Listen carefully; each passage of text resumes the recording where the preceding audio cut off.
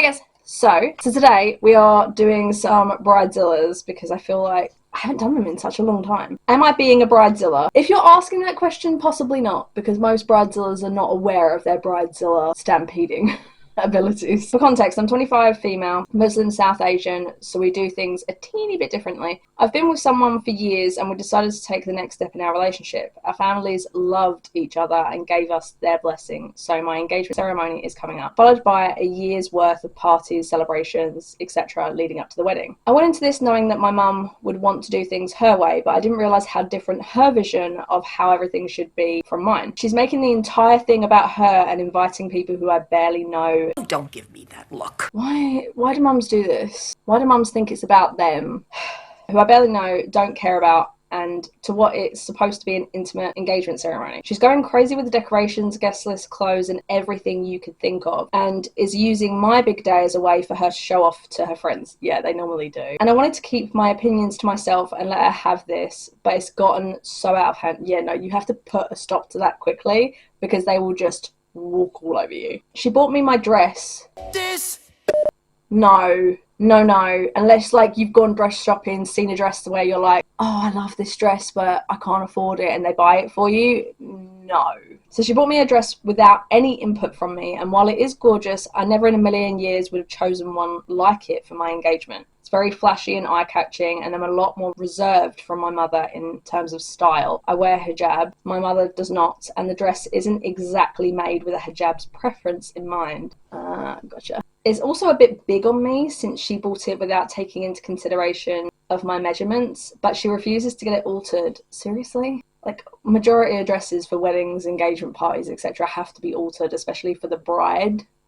Why would she bother buying it if she wasn't going to be prepared to pay for alterations? And keeps saying, it's fine, I have a good eye for how things fit and it looks fine. She refuses to acknowledge when she messes up or that any of her opinions are not the best possible decision. She sounds like a narcissist. She's also taken the liberty of buying my fiance's suit for him to wear at the engagement. That's weird too, which he and I were both very confused and not happy about. She is being just overall extremely controlling, and I'm reaching my limit. Him nor I are even excited about this anymore whatsoever, which sucks because this is all we have wanted for years. Am I being too picky or pessimistic? No. You're not being picky. She's literally picking stuff that she's not even consulting you on. It's your wedding. It's your wedding engagement. It's your, the celebrations for your wedding. Of course you're not being picky. You're literally not being able to pick anything. It's causing me so much stress, but I don't want to start arguments in my already hectic household, so I just begrudgingly let her do as she wishes. That's probably not helping. I will say, I did speak up about the guest list. Good for you. I told her that she was inviting way too many people alongside people that don't even matter to us, and I wanted her to halve the guest list, but she became so offended over me saying I don't care about these people and that she has to invite them or it will look bad.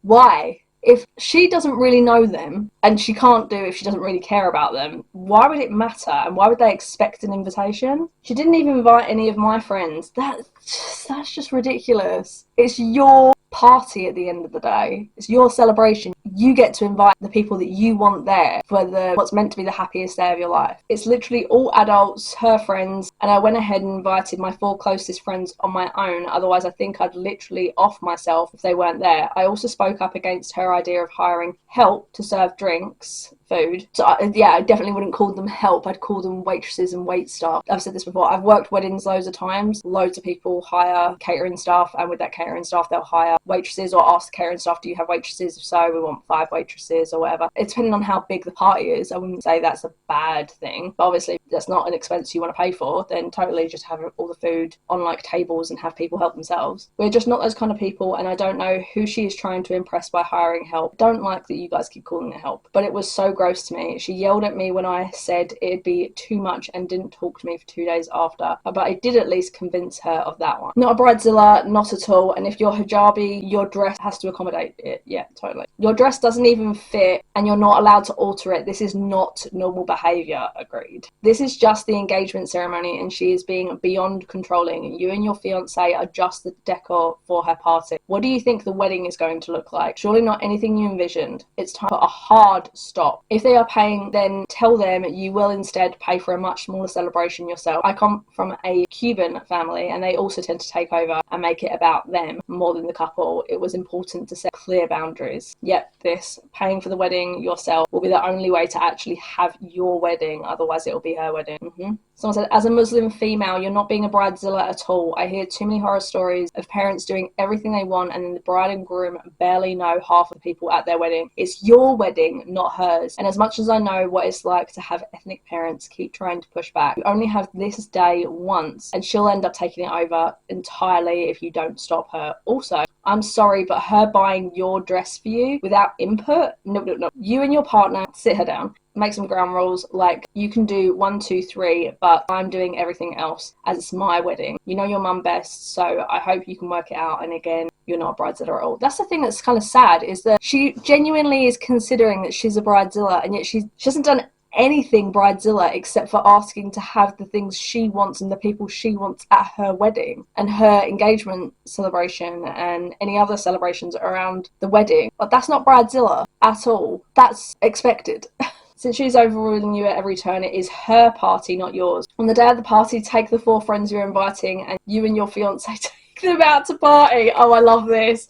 Replace the dress and suit she bought with your own taste and choice. Go to her party, tell her to have fun and leave. She will grab all the attention so you will not be missed. That's an amazing idea. I love that. Next, bride. Oh, it's not even a bride. I am so glad that my friend's wedding is almost over. I'm a bridesmaid in my friend's wedding and I am exhausted. Is my friend overdoing it with the pre-wedding festivities? She had a bridal shower, bachelorette party. I don't understand the difference between a bridal shower and a bachelorette party. Does the groom get a groomal shower? He just gets a bachelor party, right? I don't actually understand why women get bridal showers and bachelorette parties. I would have thought it was one or the other, but I've never been married, so I don't know. And next weekend are the rehearsal dinner and the pre-wedding meet and greet. If you're doing a rehearsal dinner, do you really need to have a pre-wedding meet and greet? I've never seen that in my whole life. The night before the wedding. After the wedding, she is having a dinner. After the wedding, she's having a dinner.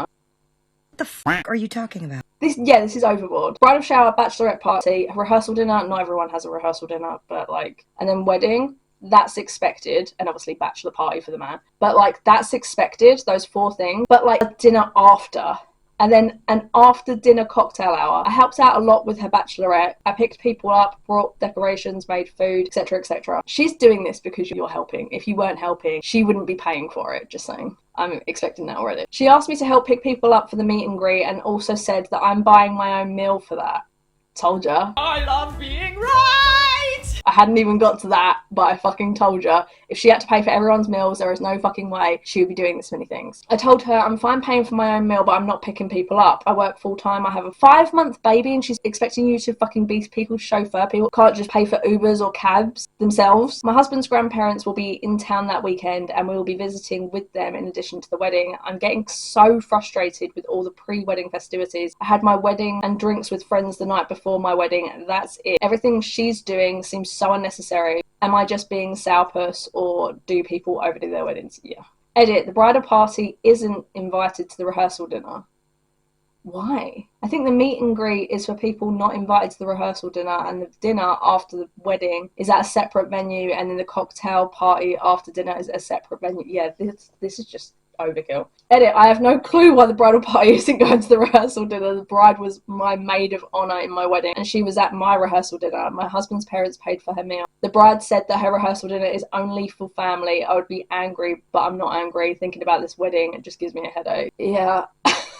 That's so confusing. Someone said she can do whatever she wants and have 10 meet and greets weekly, but she is not entitled to other people's help if it gets out of hand. Some brides just don't see that their friends and relatives have a life outside their wedding. Seriously, why do people think that their wedding is the most important thing in everyone's life? People have their own lives. Like, believe it or not, this is not the Truman Show. People do not just exist to be part of your world. Everyone has their own fucking lives. They've got their own jobs, they've got their own children, they've got other arrangements they have to make. They are not there just to be your slaves. People that treat their friends like they are slaves during a wedding, like, if that's how they're treating their friends, imagine how they're treating staff. Tell her that you can't do everything, and as long as she doesn't expect you to, everything is fine. Yeah, I've got a feeling that's not going to go down well. Wedding culture is out of hand. No, you are not a sourpuss. Literally, someone said a meet and greet? That's a new one. She's not a celebrity. What is she going to charge for autographs too? This is such a good fucking point. Presumably she would know everyone there already, so what the fuck is the meet and greet for? I'm totally picturing the bride doing Avril Lavigne private meet and greet pics. People are overdoing by a long shot. In my opinion, the maid of honour duties end when the wedding is finished. If she wants to spend time with her friends and family after, that's not your duties. Yeah, exactly. Like, literally, she's acting as if that person is her maid for the rest of, like, anything to do with her wedding. Does that mean that when it gets to her anniversary, the maid of honour who as part of her wedding has to then be her fucking slave then as well? Like, what is this? Your friend is being ridiculous. She's not entitled to this much effort. Presumably these people that she's asking you to drive all need transportation for the wedding as well. They are responsible for getting where they need to go. Asking you is out of line. You're a friend, not the hired help. See, I'm glad I'm not just the only person that, like, read that. Okay, am I a Bridezilla?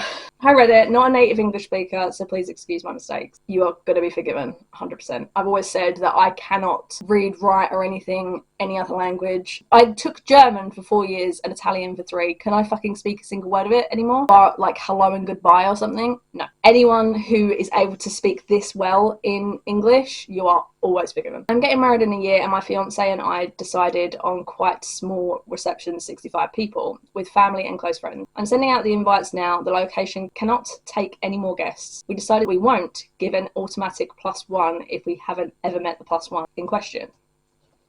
I can see both sides to that. I can totally see that, you know, if you've never even met the person, then why would you want them at your wedding to pay for a seat? But I can also see it from the other person's perspective. Like, if they've been married for 20 years, you would expect that they would be invited to a wedding as a +1. But so I see it from both sides, but I can see they're getting dicey. While most of my friends are okay with it, at least they say they are. Yeah, they might be talking behind your back. One friend is freaking out because this is about a celebration of love and you excluded my love.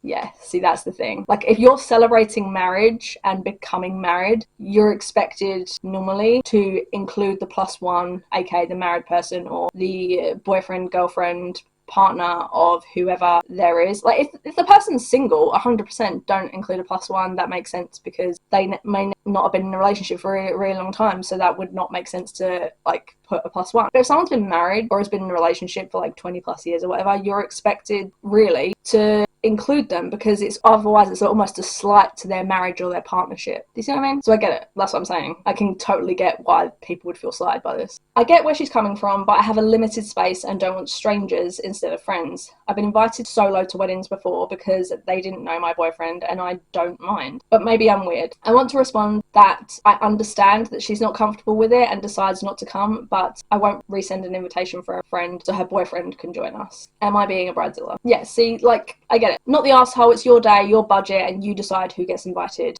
I think, it would be different if maybe she was having like 200 people and she wasn't included. Having a very, very small wedding, I get it. Because if you add a +1 for all these people, you're going over 100 people already. Nobody should ever assume they're getting an invite, let alone a +1. Your friend needs to remember it's not about them, it's about you and your fiance. If they really are your friends, she'll come to her senses and realise they're being unreasonable. Otherwise, strike them off the list and invite someone who would love to spend the day celebrating you and your partner. Someone said, we recently attended a family wedding. Both of my adult children were invited. One kid is in a long-term relationship but wasn't a +1 invite. We were close enough to the bride to ask if there was room for a +1 and she said they had a waiting list started to add people if there were any cancellations. There were. We were all able to go. We knew not to assume. See, yeah, this person agrees with me. I see both sides. I think entirely dependent on how long the person is with said partner. I was invited to a wedding and my partner wasn't. I'm not going because I would just be coming back from an international trip around the time of the wedding. So this comes back to your question. I actually don't think you're being one unless this partner of hers is someone she's been with for a while, over a year, and lives with. In that case, they're a common law spouses. Depending on where they are from, where I am from, a year is that benchmark. And not inviting non-married couples is a dick move.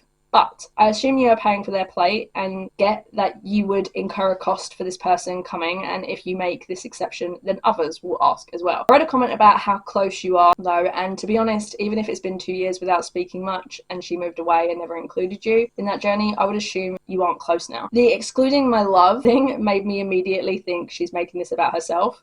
Yeah, I can see that. If the stakes are that low that after the wedding she never speaks to you again and life doesn't change after that, I would say let the friendship fizzle out. People need to normalise that you don't have to do everything with your partner once you've coupled up. Weddings included. Verdict, not the Bridezilla. Right, 2 more. So, Momzilla, that's literally all it's called. My wedding is in 2 months. Nothing extravagant, but weddings are expensive nonetheless.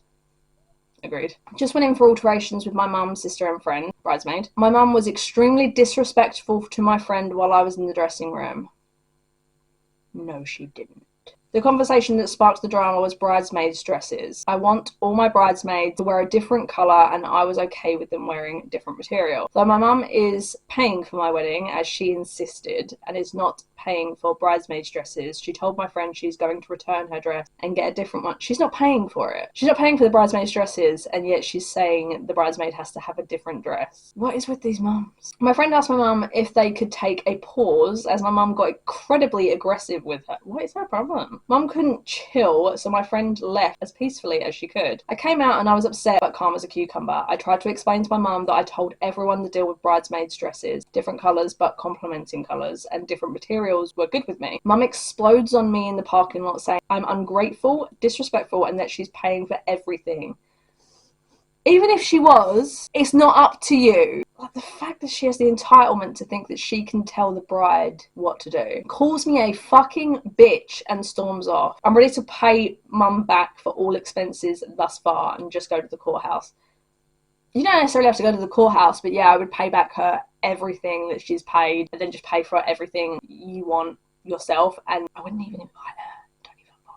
I don't see her coming around and doing the right thing as she has had these episodes the last few weeks. I'm worried about her as she is a brick wall and will not discuss her feelings. But clearly, she's going through something. She would rather be buried 6 feet than admit something is wrong or be vulnerable. Anyways, never thought I would be living this Momzilla Reddit type life, but here we are. Yeah, someone said return the money, pay for your own wedding, apologise and smooth it over to your friend. It's not your fault, but obviously you need to talk to your friend. It seems to be the norm that when you take money from your parents for a wedding, they go Zilla. I love that term. Or, if it's a known behaviour, you shouldn't have taken money from her in the first place. Yes, this. When my daughter got married, her father, my ex, whom she had a difficult relationship with, offered to pay for the venue and food, etc. It was on the understanding that the reception was held at the hotel his brother was manager at, and that he wanted a large percentage of the invitations to invite all his family members.